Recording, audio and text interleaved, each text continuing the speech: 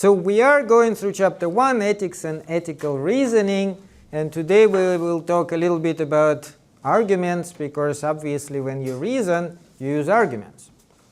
Philosophy 102 deals more specifically with arguments, because arguments are part of logic, part of philosophy called logic, but we will have to touch on it today. If you read the book, it actually is in the book too. You can see the book briefly going over it. It really is not something you can go briefly over. You really need to go deeper into it, which is why I said before that probably taking Philosophy 102 before this class is not a bad idea, but at the same time, it's not a requirement, so I do have to, at the very least, give you some ideas. But first, let's repeat something we did last time. It's always a great idea to review, because the first time maybe it like goes over your head, but when you later think about it and remember what happened last time, that's the best way to understand the material. So what are the value claims? We said value claims last time and gave them a definition. If you had to repeat it without looking it up, don't try to look it up, because obviously you can read, I'm sure of that. But if somebody asks you, like your friend, well, what exactly is a value claim? What would you say? Yes, exactly. That's the best way to put it. Even though there are several other words, something is good, bad, right, wrong, better, worse, more important or less important than some other thing. Then we talked immediately about emotive and cognitive meaning. So what's the difference? What are they? Okay, yeah, it's present in statements, right? So cognitive should always be there regardless of emotive content. But sometimes there is both emotive and cognitive. Now, how does emotive meaning relate to value claims? Okay, value claims are always emotive. They are not just closely connected, it's almost the same thing, really. When you say something is good, does that produce an emotion? If I say, you're good students, does it make you feel better? How about if I say, you're bad students? It's not neutral words. It's not just cognitive content. I'm not just saying that, well, students in my class are good. If I say that, I make you feel a certain way immediately. And if I do that, I also probably mean to make you feel a certain way and not just make an observation. Otherwise, I wouldn't say it, right? So there is not just close connection. It is almost the same thing. Cognitive content by itself is value-free, but here's the problem with that too. When you deliver cognitive content to somebody, do you do that for no reason whatsoever? Like, do you just say things like, the sun is circling the earth? Or the other way around. The earth is circling the sun. Do you just burst into that all of a sudden in the middle of the conversation for no reason? No. You are saying it with a specific purpose, which means you already mean to produce a certain effect. So you can't really have a pure cognitive content ever. However, people do make this mistake. They think that some things are just cognitive. They pretty much never are, because we disagree about values. We disagree mainly about value claims. We don't disagree that much about the facts just for the facts matter. So that is a very important part of it. Now, describe the difference between normative ethics and meta-ethics. So what is the difference? What exactly is normative ethics? Okay, well, like I said, it's best if you don't read it, because I'm sure you guys can read. I'm asking, like, if you didn't have to look it up, what would you say? Because essentially this is something you should know, right? Not just be able to read. So normative ethics connected to the value claims, because that's what good and bad is. Those are value claims, right? And it prescribes certain value claims through ethical theory. How about meta-ethics? What's the difference there? Yeah, it just basically, it doesn't prescribe, it describes what is happening here. And this is obviously necessary for us in order to understand how values work and hopefully figure out which values are best and for what reasons. So we have to go through some normative ethical theory, but at the same time, what we are doing mostly is meta-ethics. Distinguish intuitionism and emotivism. So remember, we talked about it last time. Intuitionism, what exactly does it mean? It comes from the word intuition, right? Which is what? Intuitively understand what is right and what is wrong. You're going to have a feel for it, right? So certain things are definitely right, certain things are definitely wrong, certain things good, certain things bad, and your intuition really kind of helps you to determine that. Emotivism is different from that. What is emotivism in ethics? It is subjective. And emotivism basically means that when we say good, bad, right, wrong, all the value claims, we just express how we feel. And it cannot be right or wrong, because how you feel is neither right nor wrong. It's just how you feel about something. So that's the difference here. Emotivism tells us that there are things right and wrong, and you can intuitively know them. Emotivism, on the other hand, says that no, actually, things are neither right nor wrong by themselves. It's just how we feel about them. That's what we express when we say this is good. So when you say this is good, what you're saying is I like it. And I advise that you like it too. Okay. Then the difference between objectivism and subjectivism. We kind of ended on that last time. I did go through it briefly, but even if you didn't take this class, you probably know. So what's subjectivism? Remember, we're still talking about values, good and bad.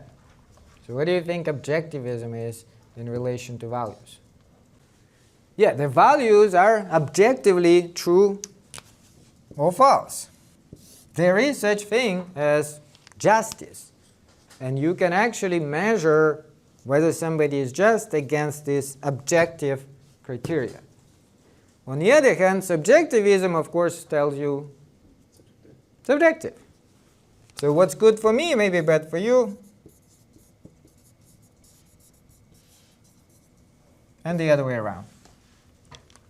Okay, so this is some things we need to know in order to understand the theory a little bit better. But let us go back to Plato, which we kind of ended with last time.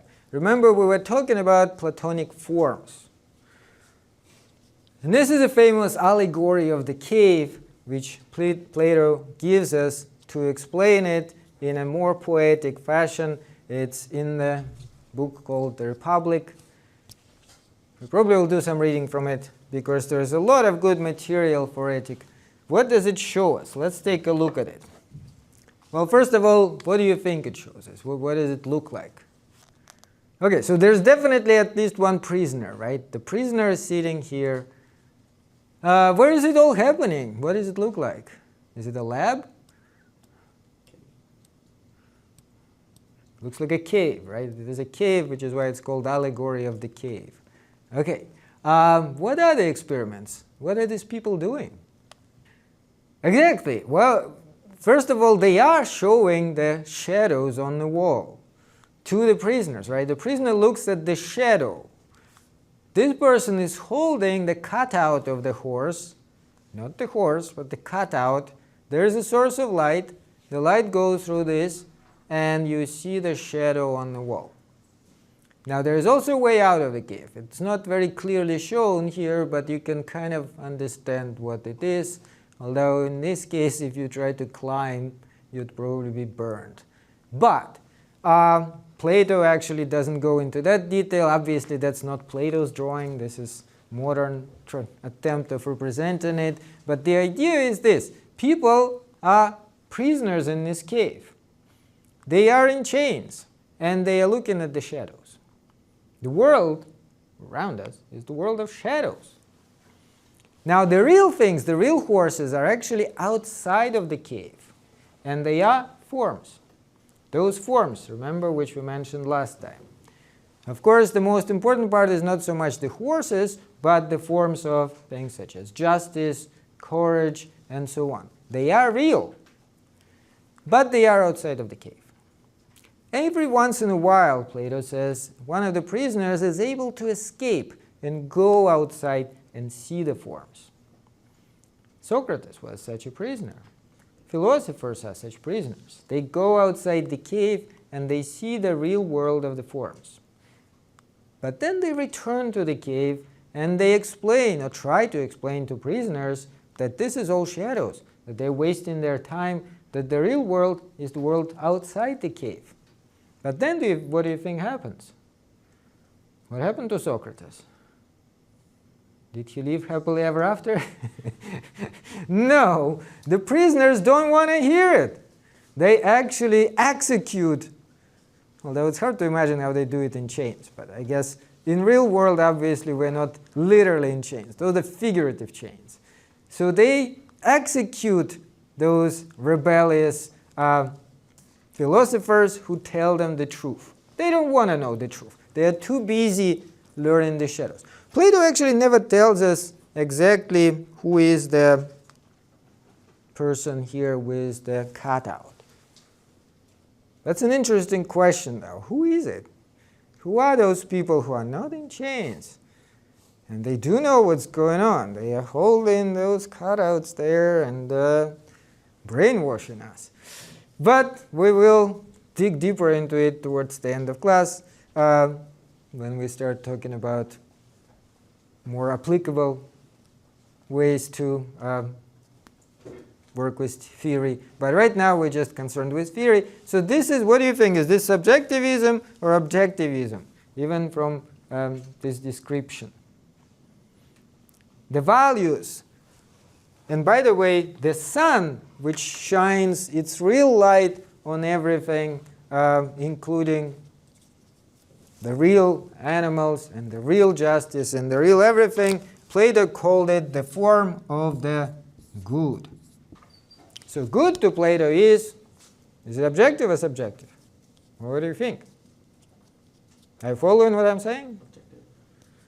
Yes, of course, it is objective. This is a standard. This is a real, just like horses are real out there, the good is real out there.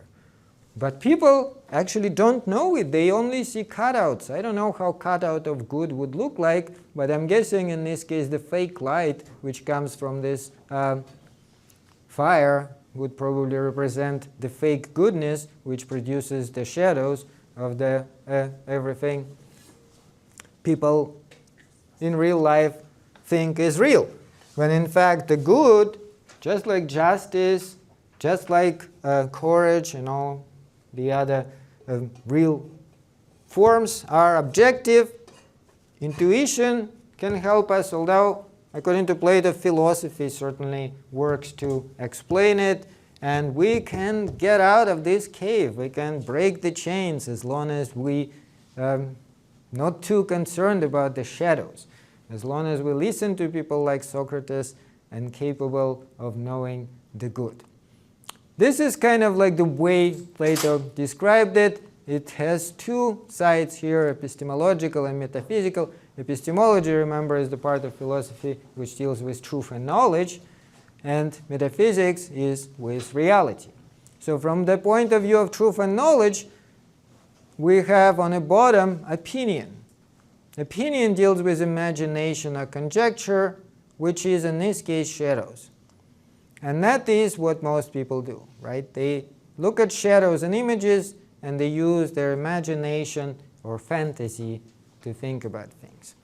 A little bit better if you work with belief. Belief is more connected to real things and objects rather than shadows, but it is still the part of visible world which is not real world. The real world is right here. It's the world of forms. So now here, thinking can get you to forms, although thinking itself only gives you lower type of forms. However, that still is better than this world. And then rational intuition or pure knowledge gives you higher forms, such as the good, justice, and so on. And that is the highest level of awareness and the most advanced knowledge.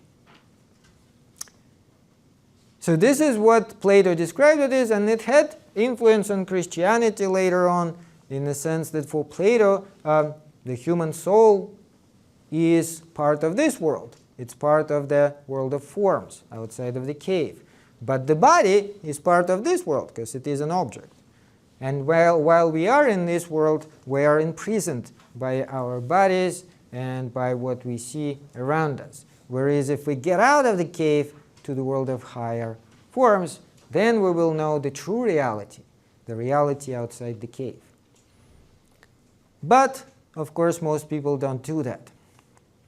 Okay, a couple of other things which we will need to learn today. Instrumental and intrinsic goods. This is actually discussed already in the Republic too. Certain things are instrumental and certain things have intrinsic value. What is the difference? Well, intrinsic goods obviously would be things that have value in themselves and for their own sake. Can you come up with any examples? What has its value in itself? And it's not an instrument or anything else. When we get to Aristotle, we'll actually see how Aristotle answered it. And Aristotle thought that, especially in terms of ethics, the only thing which has intrinsic value in our life is happiness. Everything else is instrumental. If you think about it, let's say if you take money. Are money intrinsic good? Do they have value in themselves, or are they just an instrument to achieve something else? They are an instrument. And in fact, he thought the same thing with pleasures and all sorts of other power over other people. Anything serves towards happiness, towards making you happy, not the other way around. Happiness, however, itself is the intrinsic good. It has its own value. It's not for something else. It is for itself. So instrumental goods would, of course, be things that are useful as instruments or tools to achieve something else, but it obviously is not only instruments or tools. Yeah?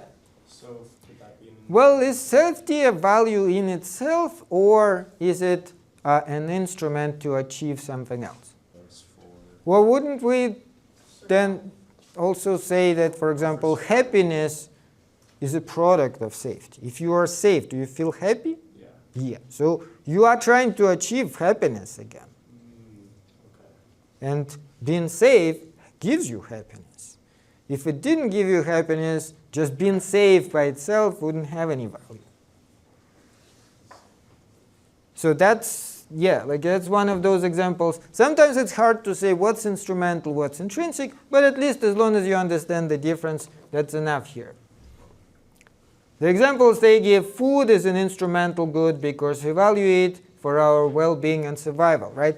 Of course, we all need to eat, but we're not eating for the eating sake of eating. We're eating in order to get nutrients, certain pleasures of eating, and continue with our life. Example, life is an intrinsic good because we value it for itself. Well, you can say that, right? Life itself is intrinsic good.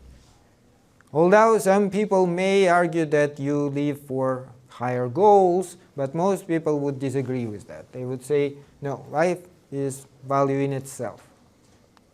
Okay, now let's talk a little bit about arguments. So when we talk about ethics, we do present arguments. In fact, when we discuss almost anything, we present arguments. And in order to reason well, we need to learn how arguments work. This is helpful not only trying to determine what to think about controversial ethical matters, but also arguing about something you believe is right or wrong, which we all do all the time, right? We do have our own values, and we do constantly try to argue about them with other people, even though usually that doesn't produce any result. So the structure of ethical reasoning and argument. To be able to reason well, you need to construct good arguments. Even if you can't convince somebody else, still, at least if your argument is good, you would not feel embarrassed. And who knows, sometimes other people may at least agree with you partially. They may think, okay, well, certain things which you presented do seem to make sense. So let's learn the basic structure of arguments. Let's take a look at this argument. First of all, this is an example from 102. All biologists are scientists. John is not a scientist, so John is not a biologist.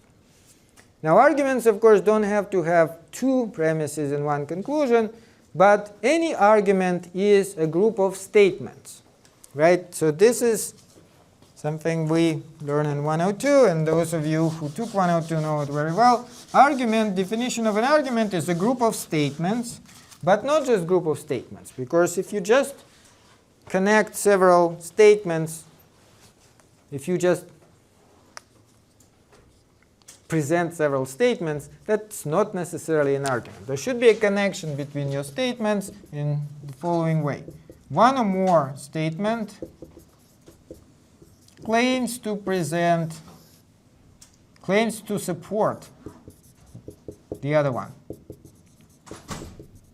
So if you see a group of statements such as this one, you should always ask yourself, do they have a main point, a certain statement which is their main point, and is there something they also present to support it? Now in this case, what do you think is their main point in this little argument? John is not a biologist. Exactly. This is what we call conclusion. It actually has an indicator word so, which shows to us that this is what they mean to be their conclusion. There are the indicator words for the conclusion: therefore, wherefore, thus, consequently. And the other two parts, do you think they claim to support that? Are they presenting some reasons for us to believe that John is not a biologist? Yeah, clearly. They are giving us two statements here. All biologists are scientists. In this case, it's two statements, right? And the other statement is John is not a scientist. Now, assuming that what they are telling us is true, would that then follow that John is not a biologist? Let me repeat it. Assuming what they are telling us is true, all biologists are scientists, John is not a scientist, would it then follow that John is not a biologist? Yes, of course, it would have to follow. And you can even represent it graphically and see for yourself. Let's say this is all the scientists. The first premise tells us all biologists are scientists. So if we want to draw another circle of biologists, where are we going to put it in relation to this circle? If all biologists are scientists. Inside, right? So this would be all the biologists. Now John is not even a scientist, so he's not even in this big circle. Where we draw him? I don't know, let's say here. Could he somehow be inside smaller circle? No, clearly not. So you can see that this conclusion actually is supported very well. It's not always the case. If the conclusion is not supported in some way, even though it's claimed to be supported, then it's a bad argument. But if it is supported, then it's a good argument. Logic actually is a science where you try to determine which arguments are good, which arguments are bad. That's pretty much all logic is.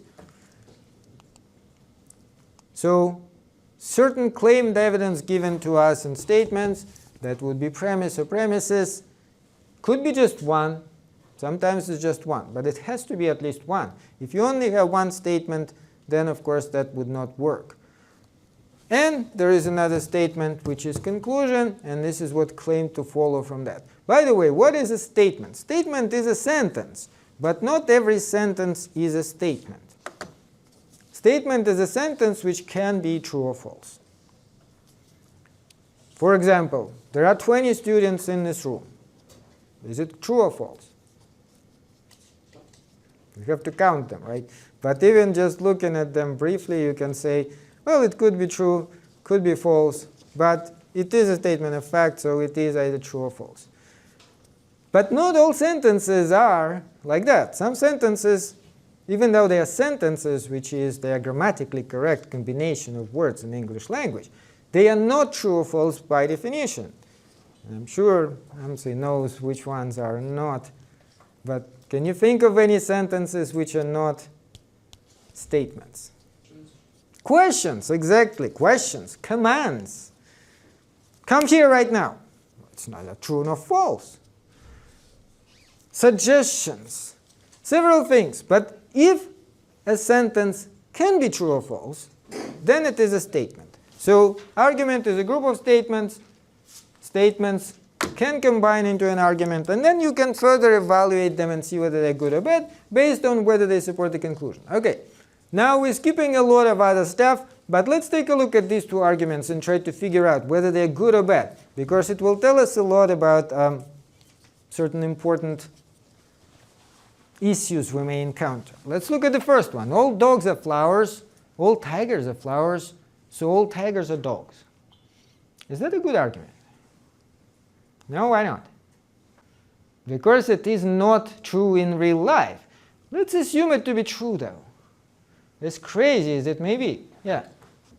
Yes, actually, if we do it with the circles, just like we did in the first case, this is what we are going to get. It is, again, several circles. So the biggest one would be dogs, right? And we are told with all flowers are dogs, so flowers would be inside the dogs.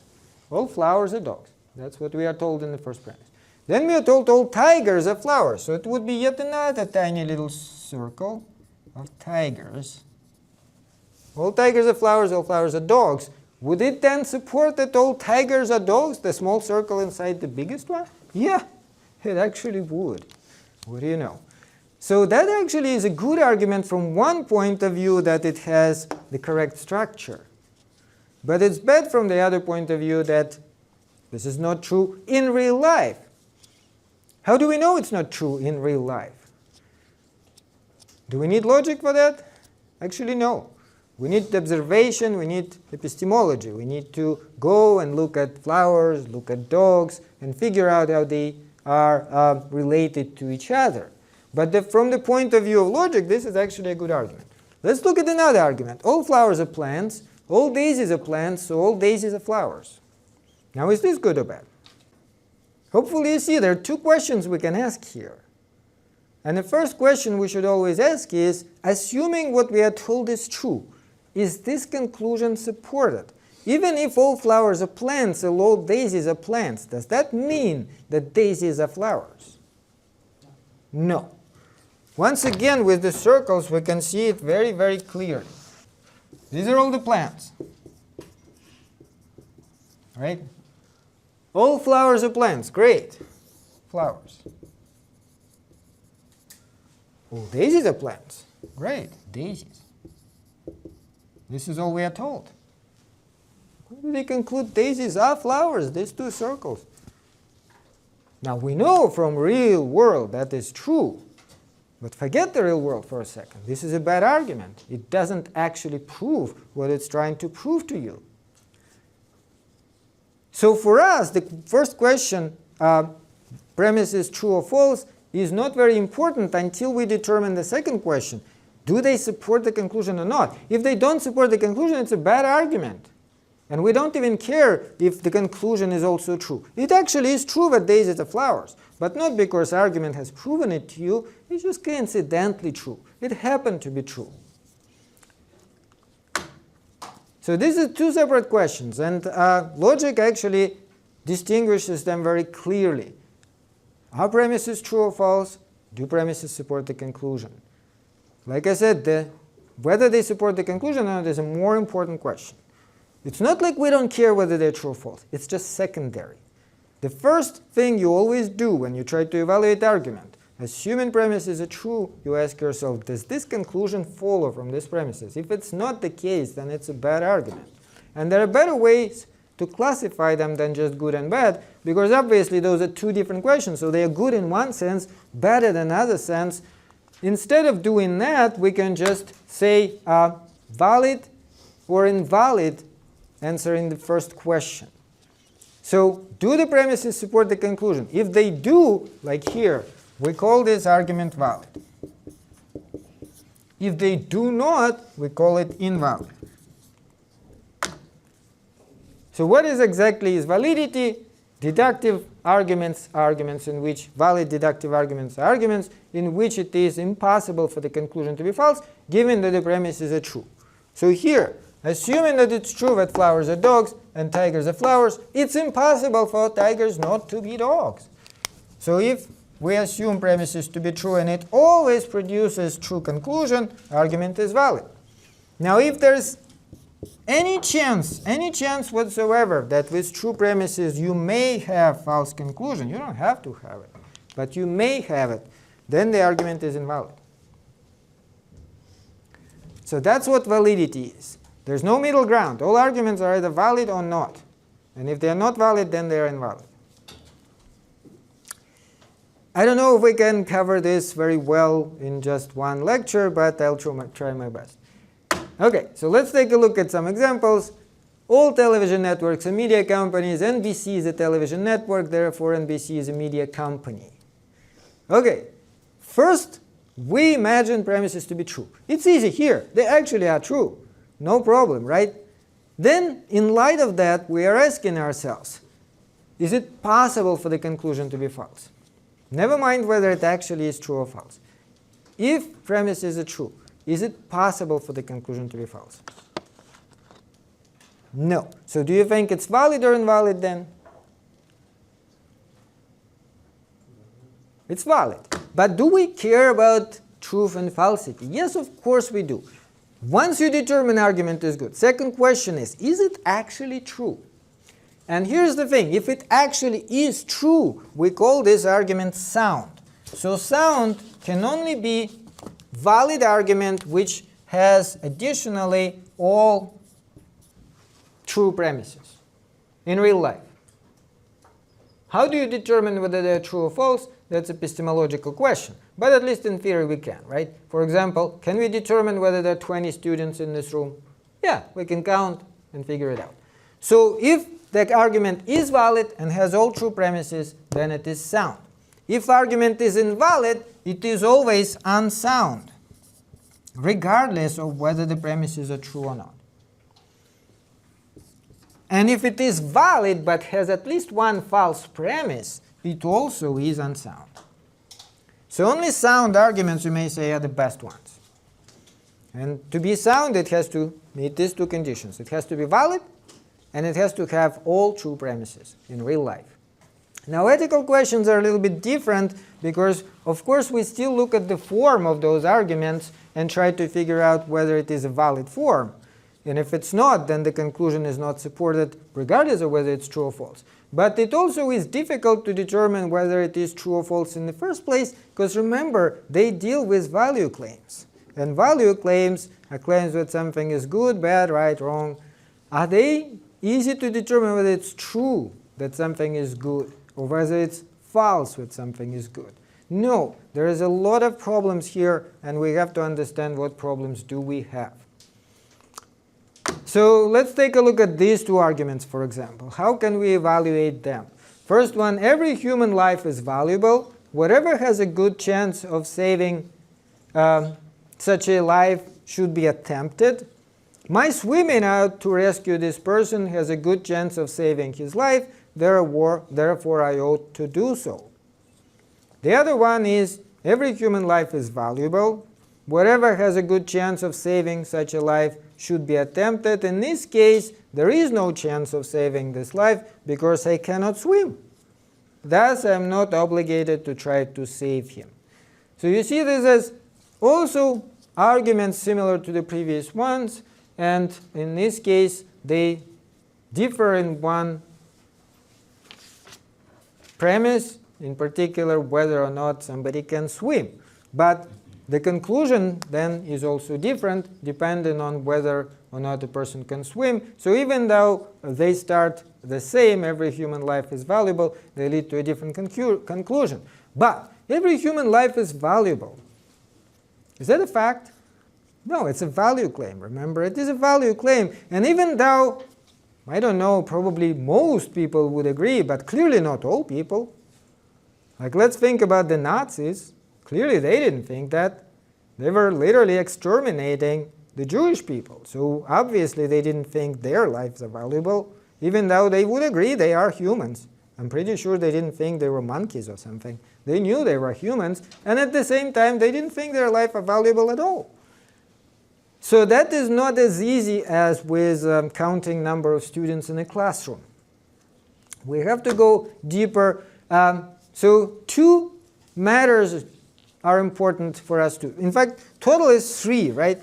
One of them is obviously values. Values would be the first thing we need to determine. Second one would be concepts. We have to be clear about the concepts, conceptual matters. What do we mean when we say human? What do we mean when we say to swim? What do we mean when we say even valuable? Meaning of the words could be very important. In the case of lying, would we want to know what lying actually is? If I tell you, you are lying right now, what does it usually mean to lie? Okay, but here's the question. Do you have to be aware of the fact that it's not true or not? So if I tell you something I honestly believe, let's say that there are 10 students in a classroom next to ours, and I tell you there are 10 students there. Am I lying to you, even though I honestly believe there are 10? Or does it have to be deliberate? Yeah. Yeah, exactly, because lying is a strong word. And if we apply it that easily to people who just said something which they honestly believe, that seems like insulting for most people. And at the same time, you see in many arguments when people accuse each other of a lie, even though they don't even think that this other person honestly believes something else, all they're trying to say is this is factually incorrect, or this is incorrect. I disagree with you. But that doesn't necessarily mean the other person is lying. They may honestly believe something, right? For example, the other person may honestly believe that human life is valuable, and just because somebody disagrees with them doesn't mean they are lying. So that is important. And then, of course, there are facts. Facts also are important. And it is slightly different matter than concepts. Because, well, as I said, there may or may not be 10 students in a classroom next to ours. And it's a different question of what do we mean by student. It's related, of course, right? Let's say the classroom next to ours has 10 human beings. One of them is not enrolled at UNLV, just came here to listen to the professor. Is he a student?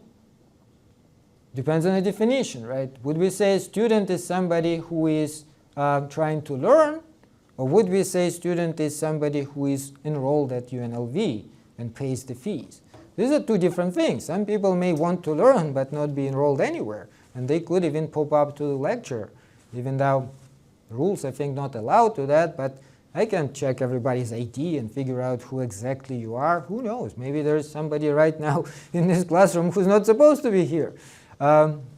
It would be a real Gestapo approach if I checked everybody's ID every single time. Like, who are you? Are you enrolled? Let me check. Okay. So other conceptual issues. What constitutes a person? Let's say if we argue over abortion, it's an important topic, right? What is a person? Is there a person there, and at which point? Before people even have sex, is there a person? Like third person? Clearly not. Well, when the baby comes out of the womb, is there a person? Clearly yes. But there's 9 months in between, at which point there is a person. When is it? Heartbeat? Brain activity? Which point do we take? That's important, right? Because somebody would say abortion is murder. Well, if you want to claim that abortion is murder, you have to actually be clear about what constitutes a person, and the other person has to agree about that, rather than a fetus. What is cruel and unusual punishment?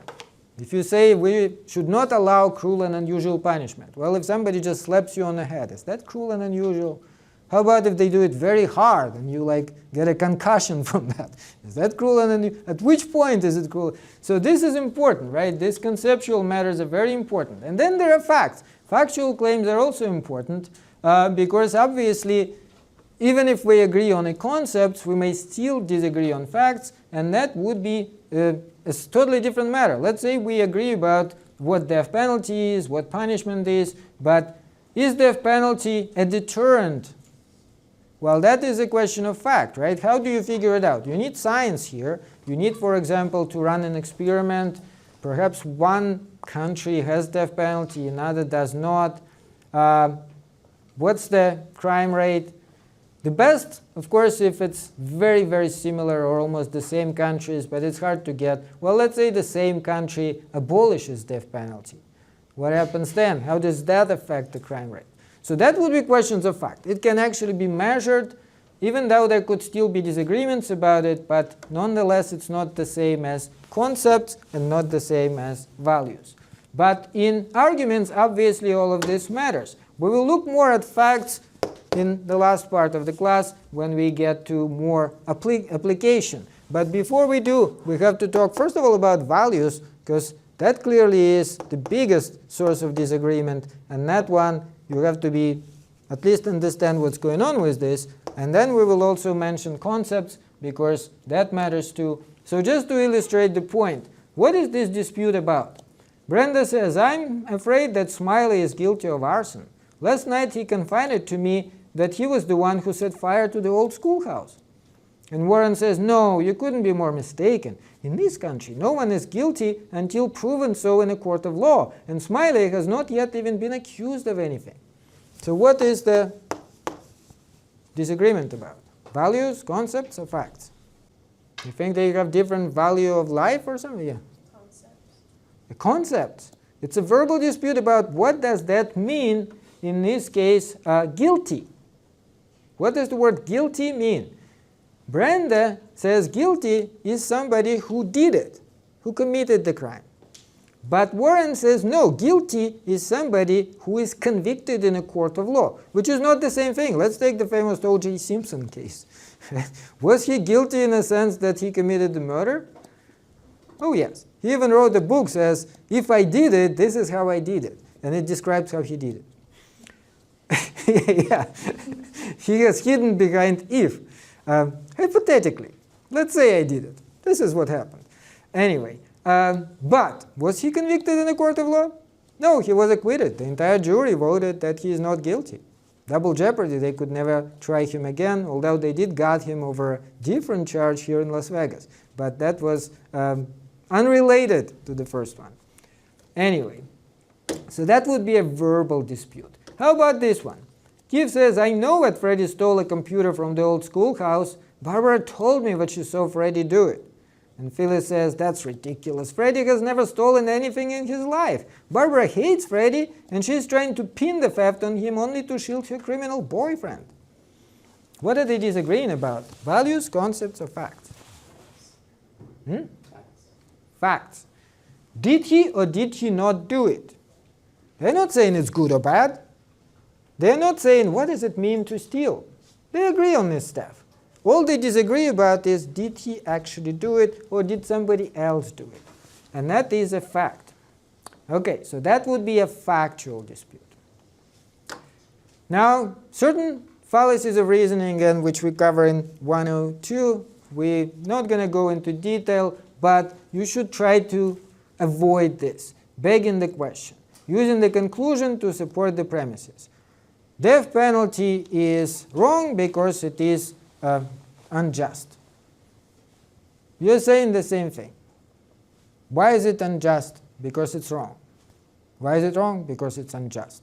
Well, you need to bring something more substantive there. Abortion is wrong because it is immoral. Same thing. Then ad hominem fallacies. Horrible fallacy which is committed all the time. What is the ad hominem? When you switch from the argument to the person. Oh, this argument is presented by such a horrible human being. We shouldn't even listen to this person. Well, let me ask you, do horrible human beings sometimes present good arguments? Yeah, never mind that who is to say whether the human being is horrible, right? Of course they do. Every time you switch from the argument to the person, you commit an ad hominem. There are several varieties of them. We're not going to go into detail in this class, but definitely should try to avoid that. And by the way, the famous argument which is loved by so many people, if you don't like it, go back to your home country, is a form of ad hominem. It actually is ad hominem abusive. Nobody has to go anywhere. If people are in this country, they present an argument, you can disagree with them, but don't tell them to go back.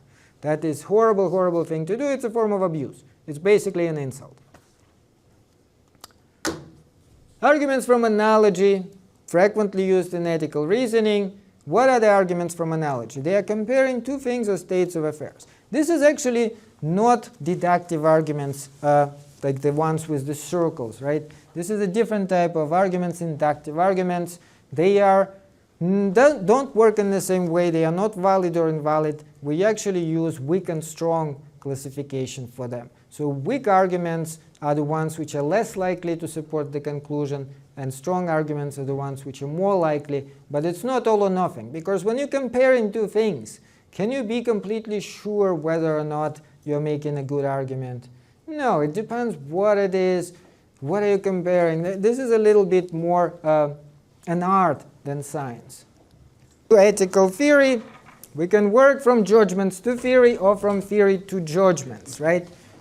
An ethical theory is a systematic exposition of particular view about what are the nature or basis of good or right, which helps us to determine values. So let's see how we can work either from judgments to theory or from theory to judgments. Let's say we have a certain ethical theory. We will learn several different theories in the future chapters. Now that theory can in turn be applied to ethical principles. You can come up with certain ethical principles. And then that in turn can be applied to ethical judgments. Just to give you an example, let's say your ethical theory is seek pleasure whenever you can. The ethical principle then would be to seek pleasure, right? Ethical judgment. Should I have sex when I feel like it? Well, it does give me pleasure, so the answer is yes. Or you can work the other way around, right? You can start with ethical judgment. Same thing, let's say my ethical judgment is that I should have pleasure and therefore I will have sex. Then you work the ethical principle, have sex whenever you feel like it, and then you try to work it into ethical theory. Now, of course, that may lead to problems, right? And then you will have to readjust this. Obviously, if you actually follow the principle of just seeking pleasure, you may end up having a lot of problems, especially if it is of sexual nature. And then you will think, my theory, I need to change something here. It's probably not a perfect theory. So that would be an example. Before we complete, there's a couple more minutes. There is just some medical theories which we will look at. The theories are important, but then their application is also important. We will talk about it later. So egoism, that is seek pleasure, right? Contractarianism, utilitarianism, and so on. And then there is elements of an act. You can look at an act starting from motive, the act itself, and consequences. What's more important? This is one of the important questions in ethics, because your motive, of course, is different from the consequences. But what is more important? If you have good motive, is it more important than consequences? You are doing something out of the goodness of your heart, but unfortunately it ended very badly. Or is the consequences more important than your motive? Even if you were meaning to do some harm, but it ended up well, then maybe that's fine. So that would be three different possibilities. Let's say the book gives an interesting example. If you lie to somebody, say to Jim, you can look at it from the point of view of a motive. Why are you doing it? And that could be good or bad, right? Let's say you lying to Jim, you're telling Jim, oh, you're not fat at all. But he actually is a little chunky. So you're doing it out of goodness of your heart, so you're thinking it is good. So the act itself is you telling him this. But what's the consequence? Well, it could have a good consequence in that Jim will indeed feel better about himself, even though it's not true, but at least will make him feel better. But it could also have a bad consequence, right? That Jim will be under the delusion that he is not overweight when in fact he should go to the gym. So that would be an example. And some theories are consequentialist. They look at the consequences, and some are non-consequentialist. They don't look at the consequence. I guess we will repeat this stuff at the beginning of next class because you seem to be a little bit too distracted now. So let's finish on that.